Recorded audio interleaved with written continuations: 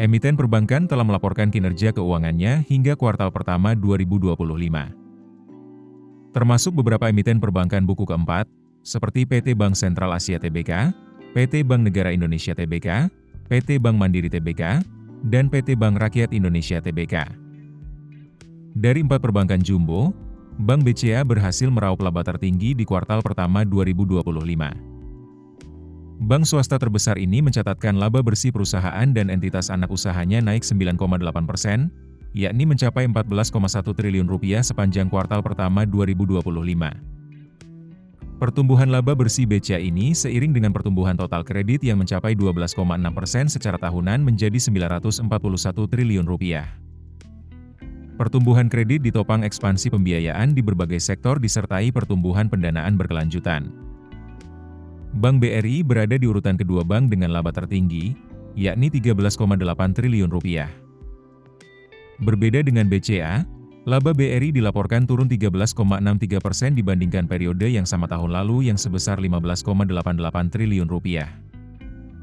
Meski begitu, BRI menyalurkan kredit Rp1.373,7 triliun, tumbuh 4,97% year-on-year.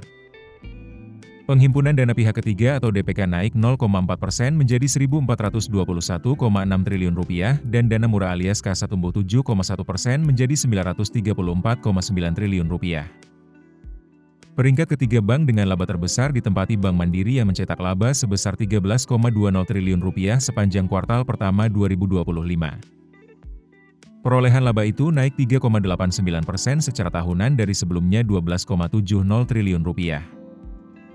Seiring dengan kenaikan laba, pendapatan bunga tumbuh 11,51% year-on-year menjadi Rp39,63 triliun dari semula Rp35,54 triliun pada periode yang sama tahun lalu. Pencapaian tersebut mendorong pendapatan bunga bersih naik 4,87% year-on-year menjadi Rp28,73 triliun. Adapun, penyaluran kredit hingga Maret 2025 mencapai Rp1.672 triliun yang ditopang segmen wholesale maupun retail. Berikutnya adalah Bank BNI yang berada di posisi keempat dengan membukukan laba bersih sebesar Rp5,38 triliun sepanjang kuartal pertama 2025. Torehan laba bersih itu naik 1,1% secara tahunan dari periode yang sama sebelumnya Rp5,32 triliun.